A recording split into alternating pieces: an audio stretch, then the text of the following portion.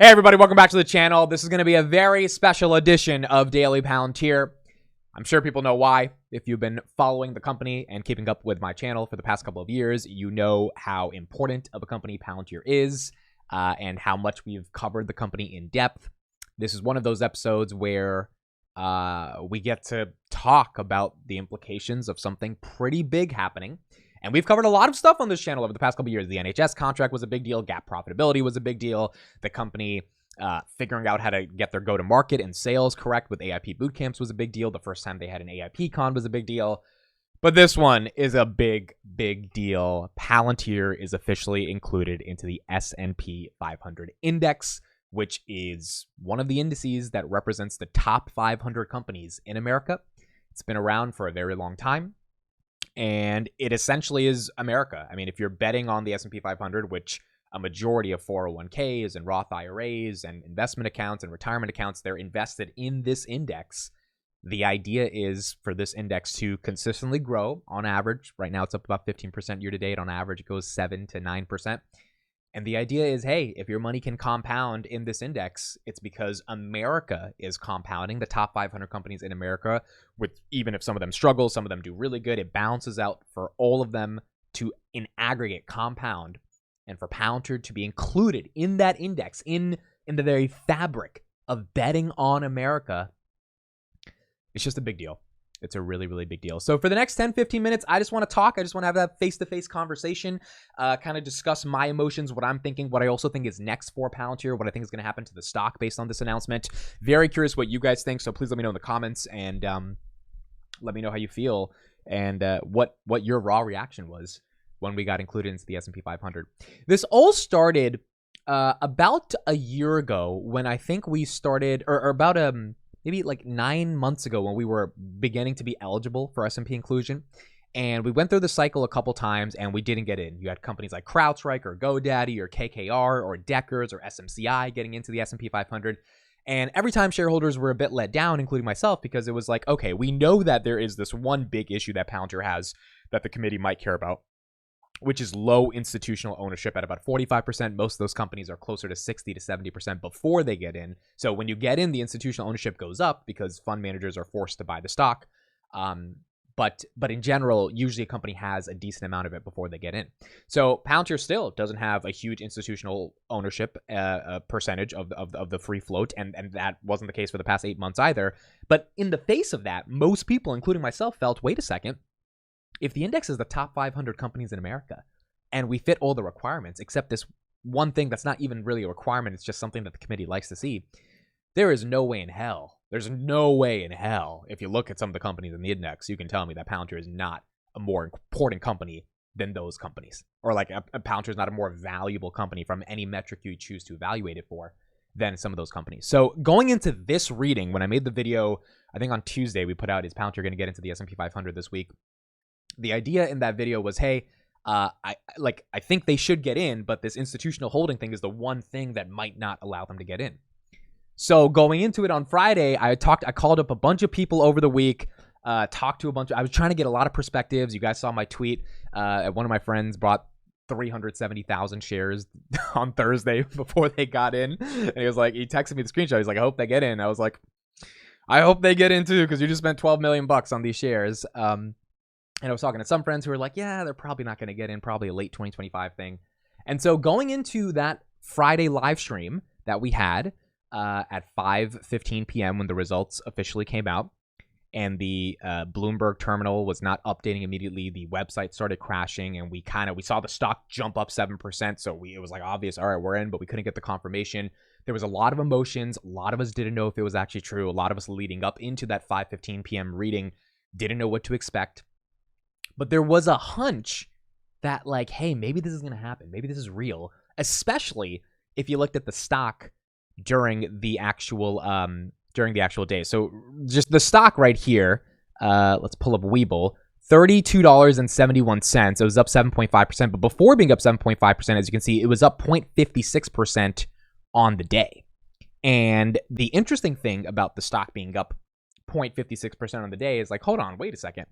If the stock was up that much during the day, even though the broader market was down badly. Like Friday, it was a bloodbath on Friday, and we'll talk more about that on the market open tomorrow, and we'll get deeper into some of the macro stuff. But it was a pretty rough day on Friday. The entire market fell 4% for the week. Usually the market falls 4% for the month when it comes to September. So we kind of pulled forward a lot of the losses that you're supposed to see in September. It was a bloodbath. Palantir was green. And that right there, I think, was the bat signal. At 3:11, I tweeted, hey, look, stock, I mean, at this point, if it's going to act like this, it's because there is real speculation that people think it's going to get into the S&P 500. And then lo and behold, we get into the S&P 500. So this was the picture that has been giving me goosebumps all weekend. But this was the official picture that we got to see on Friday. Palantir Technologies, Dell, and Erie Indemnity set to join S&P 500. I've been looking at this picture all weekend and just seeing Palantir Technologies as the first company to be included. It's a really big deal, dude. It's a really, really, really big deal. And it's just exciting. It's just exciting. There's no way it's just exciting. So that was the lead up into the inclusion. That was the butterflies, the fears everyone had. We were going to see if it happened. If it didn't happen, it's like, all right, whatever. The company's still executing. The stock is up a lot year to date. You really can't complain. But that inclusion was icing on the cake on a year that has been really good for Palantir. Now, look, we have another 4 months to go, and a lot of things in the macro can affect Palantir. We'll talk about the stock in a second. But in general, so let's get into the implications of what this means. I think there's a variety of implications. The first thing I want to say in terms of the company itself, and then we'll get into kind of what this means for the community and the journey of covering Palantir. I think first of all, for the company, it's a badge of prestige, like a real badge of prestige to say you are one of the top 500 companies in the United States of America. They probably already felt they were one of the top 50 companies in the United States of America, but now they have this official recognition. It's like you can't really ask for anything better than being in that index, especially when it comes to selling the product.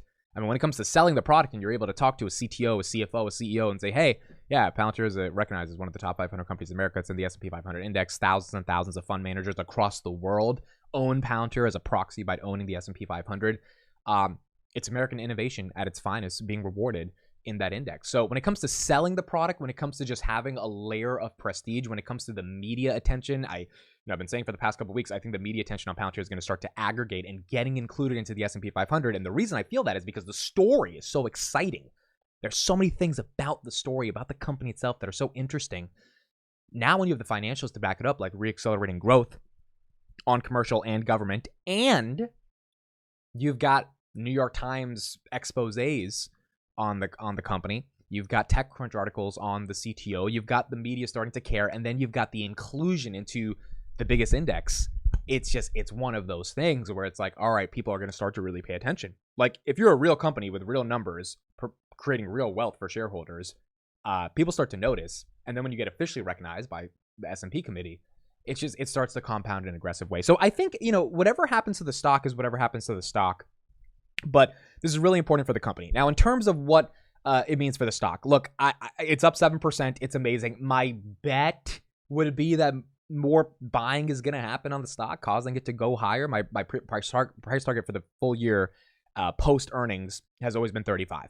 If Q3 earnings are phenomenal and the macro holds up, is 40 possible? Yeah. Again, it depends on growth. I don't want to get ahead of myself, but I think 35 is a reasonable target to have for the end of the year. And if it ends anywhere from 27 to 32, I also think that's pretty reasonable as well. The only fear I have on the stock right now is the macro. And I'm not going to have a full macro discussion right now, but the jobs report was not the best on Friday. And there's a lot of just like things there. Now, granted, I also think it's just September weakness that's not being experienced by Palantir, but September weakness in general that hurts the market. So like that could hurt the stock. It could be a sell the news on Monday. People could, just like sell it off and take their profits, because you could argue that Palantir is getting expensive here at $33, $34, trading at more than 30 times price of sales. But theoretically, the idea of getting included into the index is that you have more buying, you have more fund managers, you have more ETFs that are allocating capital, and they are matching their allocations to Palantir because now it's part of the S&P 500.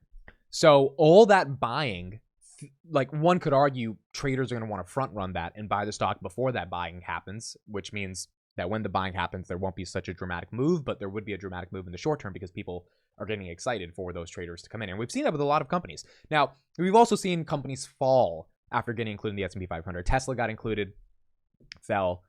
pretty aggressively after. SMCI, CrowdStrike this year, they got included. They also fell. So it's not like getting in just means the stock's going to be up forever. The volatility, I think no studies have really proven the volatility doesn't change if you're the S&P 500, but you do have more institutional shareholders that care about the company, and that's what matters. So what happens to the stock? I don't know. I think even in a crappy macro, people still want to allocate to Palantir because they see the potential, they see the writing on the wall, they see it's one of the only important AI SaaS names, so they get excited about where the company is going to go.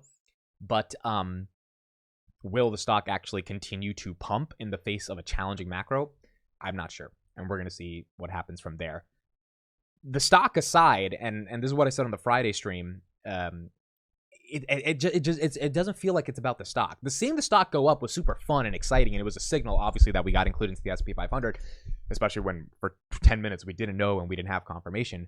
But it's not really that relevant. What's relevant is the prestige and the honor and the ability for Karp and Sham to look at each other and say, "Man, we started this company 20 years ago, and now it's in the S&P 500, and the implications of that for its brand, I think, is so much more significant than what it means for the stock." I mean, if you're invested in Palantir, I think at this point, if you're a watcher of this channel, you are invested for a long time in Palantir, meaning you're assuming, hey, you're not selling for, at least next 5 years, more likely to a decade. At least that's my game plan for Palantir. And a decade from now, I don't know what's going to happen to the company, but if the thesis plays out, and the thesis has started to play out this year, but if it really plays out, would you even want to sell a decade from now? So from that perspective, it's not about the short-term jitters from 30 to 35. It's about, hey, how can I have more of this stock? How can I make sure the thesis stays intact? And how can we keep hitting these milestones, which is what S&P 500 is. It's a milestone to continue to confirm my investment thesis and allow me the comfort to sleep well at night knowing my money is in good hands in Palantir. And so that's why I think this matters. Now, last thing I want to say is, what does this mean for the community, and what does this mean for people that have been following the stock? I think at the end of the day, the greatest thing this journey is going to give us, the journey being covering Palantir and the entire community on social media and on Twitter and YouTube, et cetera, that has been amalgamated based on our mutual interest for this one company, I think the biggest gains in the next decade are going to be the relationships we build. And I genuinely mean that. I know that sounds super cheesy, but I cannot tell you how many friends I have met, how many people I have met, how many lifelong friendships it looks like I've made because of a mutual interest around Palantir. And it's like Palantir is the thing that gets us to start talking to each other, but then our interest can expand beyond Palantir. I mean, like, and that's the exciting thing. I mean, almost everyone that I talk to on a daily basis, and I talk to a decent amount of people every day, just getting their thoughts, opinions, etc., about the market. It started a couple years ago with Palantir being that initial fire that got us interested in just talking to each other, and now we can talk about other things. And I think that's the whole point of a friendship and a community. It's like, can you come together around one thing, whether you're coming for AI or innovation or Western values or Karp's crazy hair or whatever it may be that gets you excited about the company. But then because you've come together, you can now bond over other things. And I think the real kicker here, the thing that makes me emotional, I wanted to show this. This right here is what I mean by the community. This was sent to me in September of 2022 by a guy named Ken Bahorsky. He wrote this on the back of this plaque. He works in the steel industry in Detroit. I'm pretty sure he was bag holding some shares when the stock was at $8 in September of 2022. And he sent this to me. And at the time, I remember unboxing it live. Some of you guys are watching, there was probably like 40, 50 people live on that stream watching me unbox it. But it was a big deal because it was like someone took time out of their life to build this, like hard physical labor and time and energy, and then they put it in a box and they shipped it to me all the way just to like give this to me as a sign of just like, hey, thanks for the content.